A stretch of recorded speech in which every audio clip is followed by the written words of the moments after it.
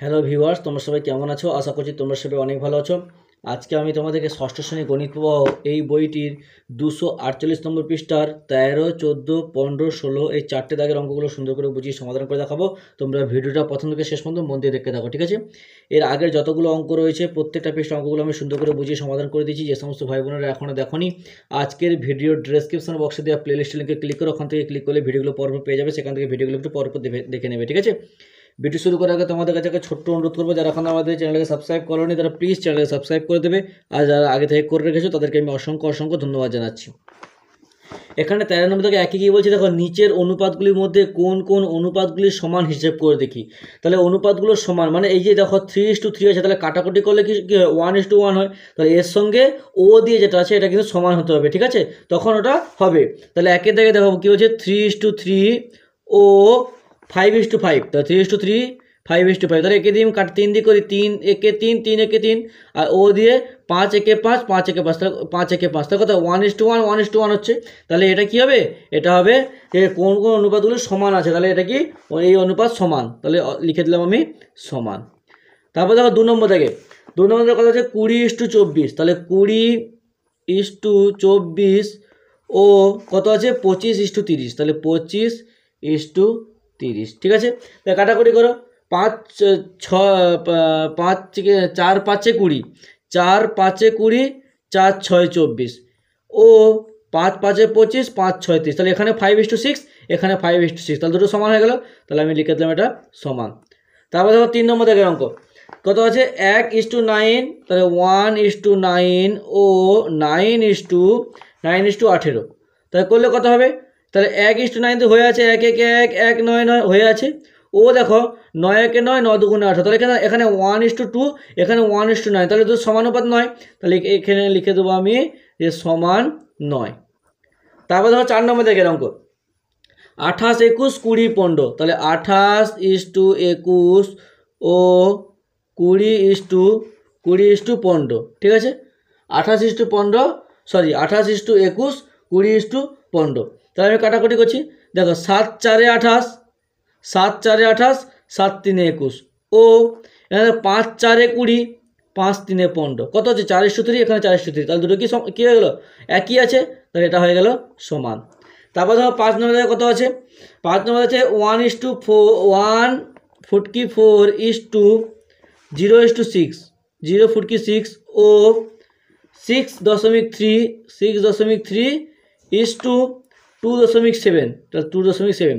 তাহলে কী করে করবো দেখো, তাহলে আমরা যদি অনুপাতকে ভগ্নাংশে লিখতে পারি তাহলে 1/14 ডিভাইডেড বাই 0.6, এখানে 1.6। তাহলে দেখো একটার পর দশমিক আছে, এখানে একটার পর দশমিক আছে। তাহলে এটা দশমিক তুলে দিলাম।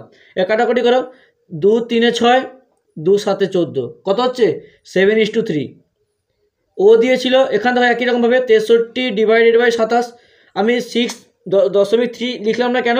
কারণ এখানে একটার পর দশমিক রয়েছে, এখানেও একটার পর দশমিক আছে, তাহলে দুটো দশমিক উঠে গেল। তাই কাটাকুটি করো, আমি যদি এটা কাটাকুটি করি 3 9 27, 3 2 6, 3 1 3, 3 7 21, 3 3 9। কত হচ্ছে?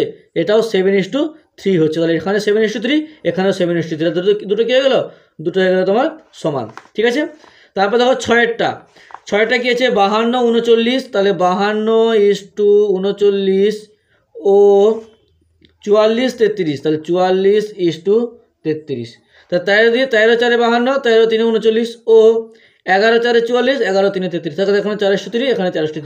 দুটো কী হয়ে গেল? দুটো হয়ে গেল তোমার সমান, ঠিক আছে? তাহলে এরকম করে কিন্তু আমরা বুঝতে পারবো। তারপর দেখো 14 নম্বর থেকে অঙ্কগুলো কী বলছে। 14 নম্বর অঙ্ক বলছে নিচের কোন সংখ্যাগুলি সমানুপাতি আছে। তাহলে এখানে দেখো সমানুপাতে কখনোই আমরা জানি যে প্রথম সংখ্যার সঙ্গে চতুর্থ সংখ্যা এবং দ্বিতীয় সংখ্যার সঙ্গে তৃতীয় সংখ্যার গুণফল যদি সমান হয় তখন সেই অঙ্কটাকে বুঝবো আমরা যে সমানুপাতে আছে। তাহলে একটা কত আছে 9 7 36 28। তাহলে 36 28।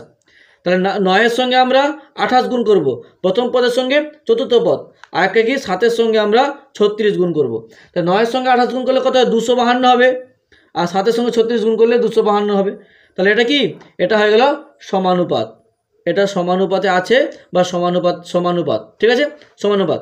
তারপর দেখো 2 নম্বর অঙ্ক 12 30 14 70। তাহলে 12 30 14 70।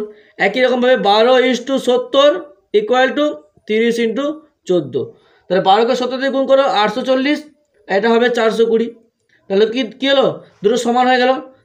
সরি, এটা সমান হলো না, আলাদা আছে। তাহলে এটা কি সমানুপাতে নেই, সমানুপাতে নেই। ঠিক আছে।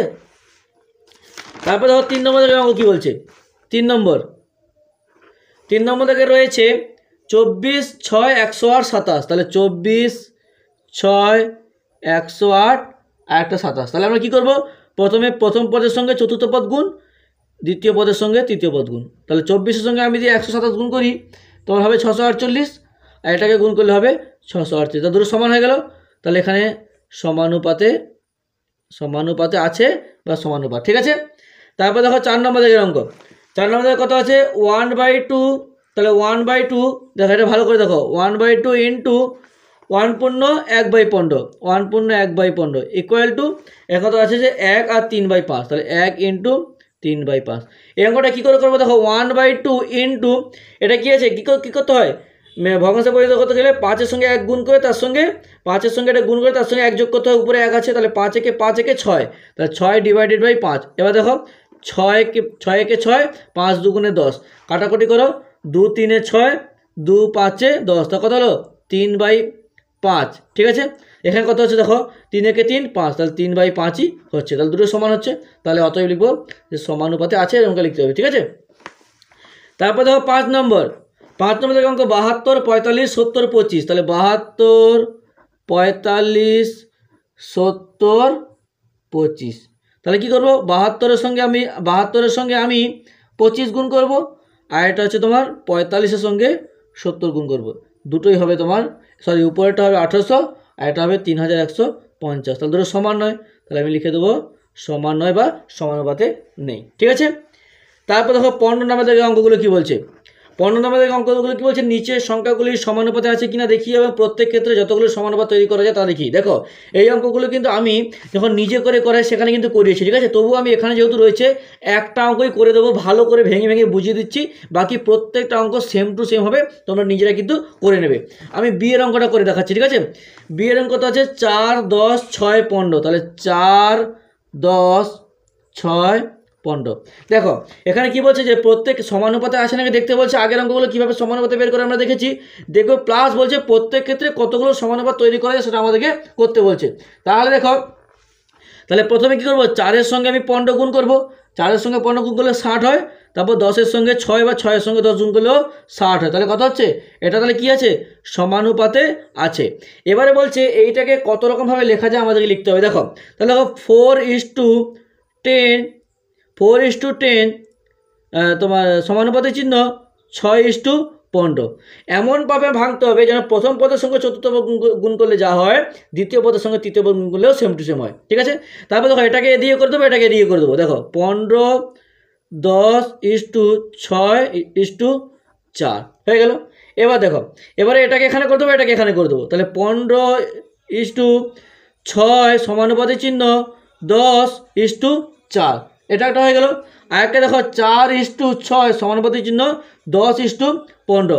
এগুলো প্রত্যেক কাজেই তুমি গুণ করে দেখো না। তাহলে দেখো প্রথম পদের সঙ্গে দ্বিতীয় পদ বা প্রথম পদের সঙ্গে চতুর্থ পদ, দ্বিতীয় পদের সঙ্গে তৃতীয় পদ গুণ করে দেখো, দেখবে কিন্তু অ্যান্সার কিন্তু ওই 60ই বেরোবে। তাহলে আমরা এখান থেকে বুঝবো যে এগুলো অঙ্ক সমানুপাতে আছে। এরকম করে সেম টু সেম যেগুলো সমানুপাতে থাকবে প্রথমে এরকম গুণ করে দেখে দেবে, যেগুলো সমানুপাতে আছে সেগুলো এতভাবে তৈরি করা যাবে। ঠিক আছে। তারপর 16 তারিখ অঙ্ক কী বলছে দেখো, বলছে আমার বন্ধু প্রিয়ার উচ্চতা 160 সেন্টিমিটার ও মায়ের উচ্চতা 170 সেন্টিমিটার। তাহলে আমি লিখে দেবো যে প্রিয়ার উচ্চতা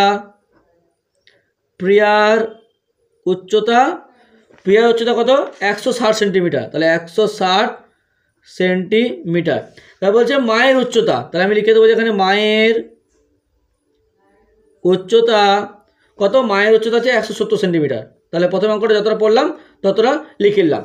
তা বলছে আবার প্রিয়ার ওজন এত কিগ্রা এবং মায়ের ওজন এত কিগ্রা হলে তাদের উচ্চতার সাথে ওজনের সমানুপাতে আছে নাকি দেখতে বলছে। তাহলে উচ্চতা এবং মানে উচ্চতা এবং ওজনের অনুপাত দুটো সমান নাকি দেখতে বলছে। তাহলে আমরা প্রথমে এই দুটো অনুপাত বের করবো।